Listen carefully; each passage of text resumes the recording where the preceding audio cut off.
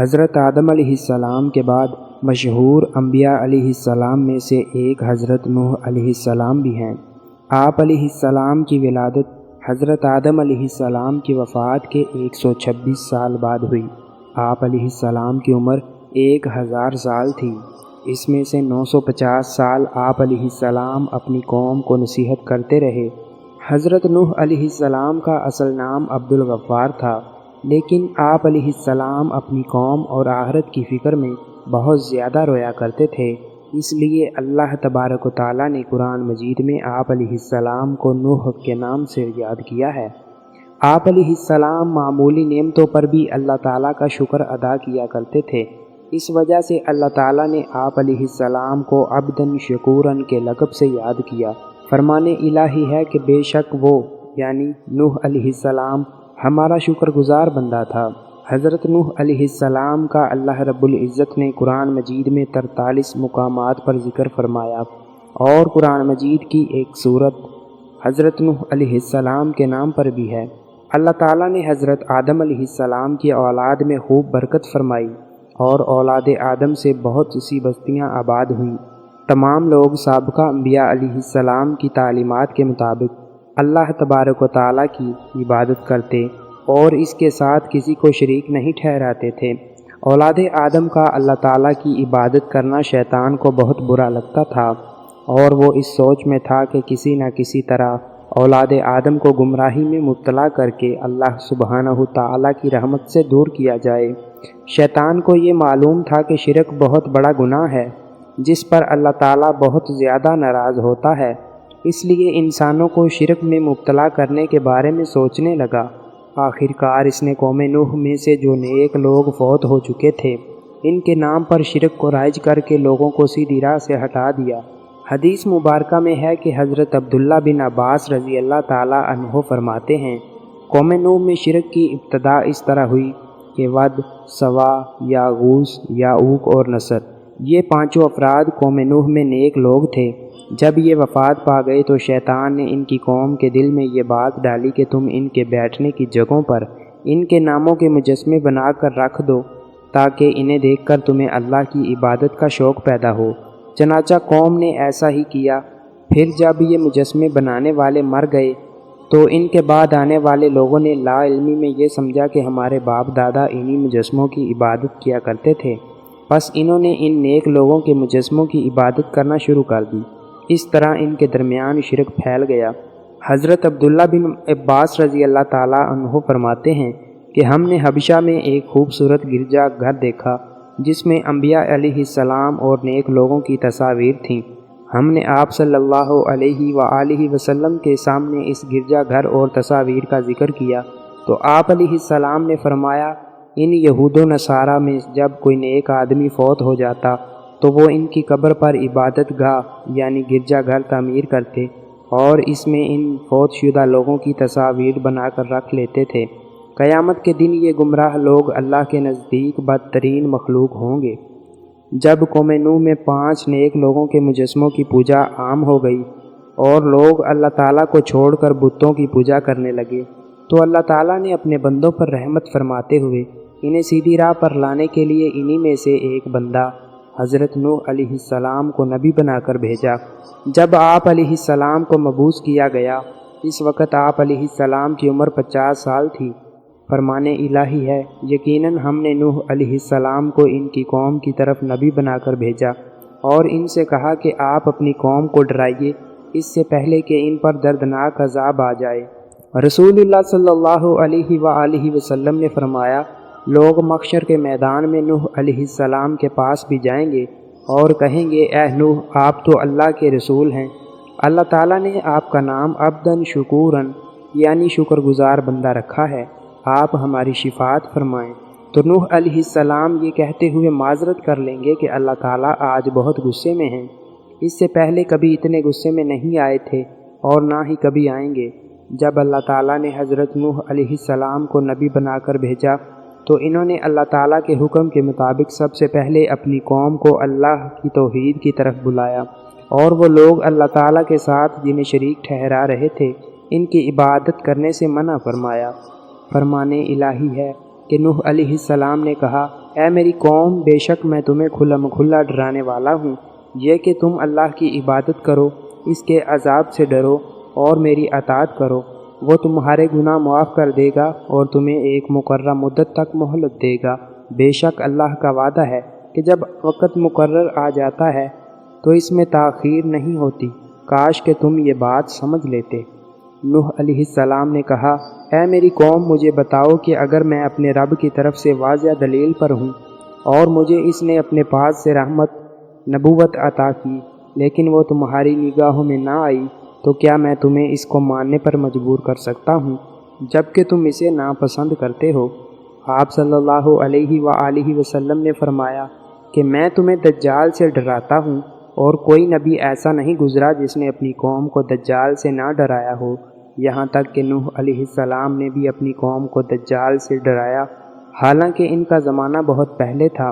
حضرت نوح علیہ السلام نے نبوت ملنے کے بعد اپنی قوم کی خیر خواہی کرتے ہوئے انہیں اللہ تعالیٰ کا پیغام پہنچایا، مگر قوم نے سرکشی کا مظاہرہ کرتے ہوئے آپ علیہ السلام کو جھٹلایا اور آپ کی مخلصانہ دعوت کو ماننے سے انکار کر دیا، اور آپ علیہ السلام کے نبی ہونے پر مختلف شبہات کا اظہار کیا کہ تم تو ہماری ہی طرح کے انسان ہو، تم ہمارے بجائے نبوت کے حقدار کیسے بن گئے؟ قوم کے سرداروں میں سے کسی نے بھی تمہاری پیروی نہیں کی، تمہاری پیروی صرف معاشرہ کے غریب، کم عقل اور بیوقوف لوگوں نے کی ہے۔ تمہارے پیروکاروں میں کوئی بھی ایسی خوبی نظر نہیں آتی جو ہم میں نہ ہو، پھر تم نبی کیسے بن گئے؟ فرمان الہی ہے کہ ان کی قوم نے، یعنی حضرت نوح علیہ السلام کی قوم کے کافر سرداروں نے کہا کہ اے نوح، ہم تو تمہیں اپنے جیسا ہی انسان سمجھتے ہیں، اور ہم یہ بھی دیکھتے ہیں کہ ہماری قوم میں سے صرف انہی لوگوں نے بغیر سوچے سمجھے آپ کی پیروی کی ہے جو کم درجہ کے کم سمجھ والے ہیں، اور ہم یہ بھی دیکھتے ہیں کہ تمہیں ہم پر کوئی فضیلت نہیں، بلکہ ہم تو تمہیں جھوٹا سمجھتے ہیں۔ تو دوستو، نوح علیہ السلام کی قوم کے کافر سرداروں نے صاف کہہ دیا کہ یہ نوح علیہ السلام تو ہمارے ہی جیسا انسان ہے جو تم پر برتری حاصل کرنا چاہتا ہے۔ اگر اللہ چاہتا تو کسی فرشتے کو رسول بنا کر اتارتا۔ یہ بات تو ہم نے اپنے اگلے باپ دادا کے زمانے میں بھی نہیں سنی۔ یقیناً اس آدمی یعنی نوح علیہ السلام کو جنون ہو گیا ہے، پس تم اس کے انجام کے بارے میں ایک وقت مقرر تک انتظار کرو۔ حضرت نوح علیہ السلام کے بارے میں قوم کے شبہات ان کی جہالت اور کم عقلی کا واضح ثبوت تھے۔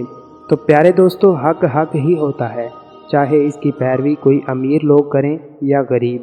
انسانی تاریخ سے پتہ چلتا ہے کہ حق کی پیروی کرنے میں غریب لوگوں نے ہی پہل کی۔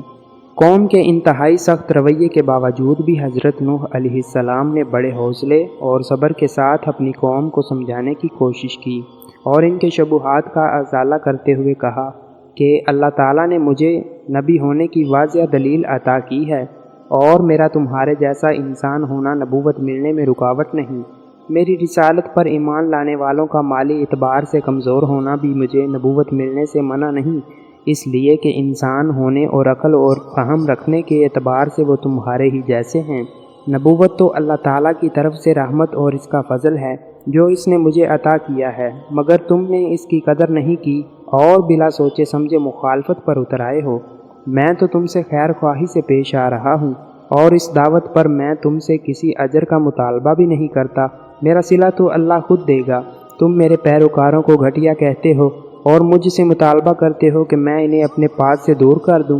یاد رکھو، میں ایسا ہرگز نہیں کر سکتا، اس لیے کہ ایمان لانے کے بعد اللہ تعالیٰ کے نزدیک ان کا مقام بلند ہو چکا ہے، لہٰذا تم میری خیر خواہی کو مد نظر رکھتے ہوئے حق بات مان لو۔ تو حضرت نوح علیہ السلام نے کہا، اے میری قوم، مجھ میں گمراہی نہیں، بلکہ میں تمام جہانوں کے رب کا بھیجا ہوا رسول ہوں۔ میں تو تمہیں اپنے پروردگار کا پیغام پہنچاتا ہوں، تمہاری خیر خواہی کرتا ہوں، اور میں اللہ کی طرف سے وہ باتیں جانتا ہوں جو تمہیں معلوم نہیں۔ نوح علیہ السلام نے کہا، سنو، بے شک میں تمہارے لیے امانت دار رسول ہوں، لہٰذا تم اللہ سے ڈرو اور میری اطاعت کرو۔ میں تم سے اس تبلیغ پر کوئی صلہ یا اجرت نہیں مانگتا، میرا صلہ تو صرف رب العالمین کے پاس محفوظ ہے، بس تم اللہ کے عذاب سے ڈرو اور میری فرما برداری کرو۔ حضرت نوح علیہ السلام قوم کی سرکشی کے باوجود انہیں دن رات دعوت حق دیتے رہے، اور قوم ان پر جو بھی الزامات لگاتی رہی اس کا اچھے انداز میں جواب دیتے رہے، دعوت حق دیتے ہوئے حضرت نوح علیہ السلام کو 950 سال گزر گئے۔ جب ایک نسل کے لوگ مرنے کے قریب ہوتے تو وہ بعد والوں کو یہ وصیت کر جاتے کہ تم نوح پر ایمان نہ لانا۔ آخرکار ان کی طبیعت ہی ایسی بن گئی کہ جیسے ایمان اور حق قبول کرنے کی کوئی صورت گوارا نہیں تھی۔ انہوں نے بجائے دعوت حق کو قبول کرنے کے آپ علیہ السلام کو مختلف انداز میں دھمکیاں دینا شروع کر دی، اور ساتھ ہی یہ کہنے لگے کہ جس عذاب سے تم ہمیں ڈراتے ہو وہ لے آؤ۔ فرمان الہی ہے۔ آپ علیہ السلام کی قوم نے کہا، اے نوح، اگر تم اس تبلیغ سے باز نہ آئے تو یقیناً تمہیں سنگسار کر دیا جائے گا۔ تو حضرت نوح علیہ السلام کی قوم نے یہ بھی کہا کہ اے نوح، تم نے ہم سے بحث کر لی اور خوب بحث کر لی۔ تم جس عذاب سے ہمیں ڈرا رہے ہو اب اسے لے ہی آؤ اگر تم سچے ہو۔ تو حضرت نوح علیہ السلام نے کہا کہ اگر اللہ چاہے گا تو وہ عذاب بھی لے آئے گا، تم اسے عاجز کرنے والے نہیں ہو۔ جب حضرت نوح علیہ السلام کی دن رات ایمان اور بے مثال کوشش کے باوجود قوم نے دعوت ایمان قبول کرنے کی بجائے عذاب کا مطالبہ کر دیا، اور اللہ تعالیٰ نے بھی بازریہ وحی آپ علیہ السلام کو آگاہ کر دیا کہ جن کی قسمت میں ایمان تھا وہ لا چکے، اب مزید ایمان نہیں لائیں گے، تو آپ علیہ السلام نے اپنی قوم کے سرکش اور کافر لوگوں کے مقابلے میں اللہ تعالیٰ سے مدد کی درخواست کی۔ نوح علیہ السلام نے دعا کی، اے میرے رب، میری قوم نے مجھے جھٹلا دیا ہے، اب میرے اور ان یعنی میری قوم کے درمیان فیصلہ فرما دے، اور مجھے اور میرے مومن ساتھیوں کو ان سے نجات عطا فرما۔ جب حضرت نوح علیہ السلام نے اللہ تعالیٰ سے اپنے لیے مدد کی درخواست کی تو اللہ تعالیٰ نے فوراً دعا کو قبول فرمایا۔ آپ علیہ السلام کو ایک کشتی بنانے کا حکم دیا۔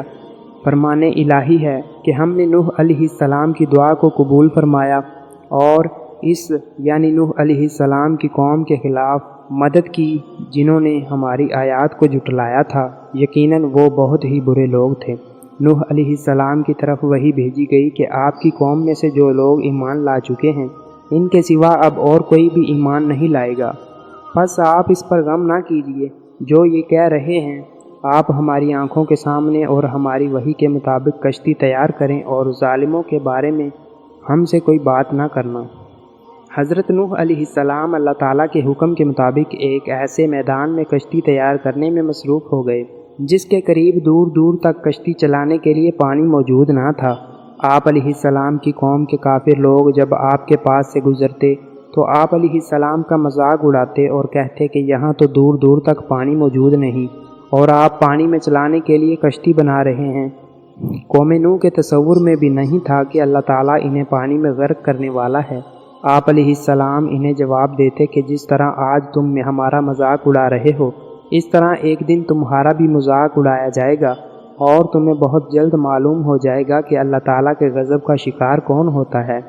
فرمان الہی ہے کہ نوح علیہ السلام کشتی بنانے لگے، اور جب ان کی قوم کے سردار ان کے پاس سے گزرتے تو ان کا مذاق اڑاتے، تو حضرت نوح علیہ السلام انہیں کہتے کہ اگر تم ہمارا مذاق اڑا رہے ہو تو ہم بھی ایک دن تمہارا اسی طرح مذاق اڑائیں گے، جس طرح تم اڑا رہے ہو تمہیں بہت جلد معلوم ہو جائے گا کہ کس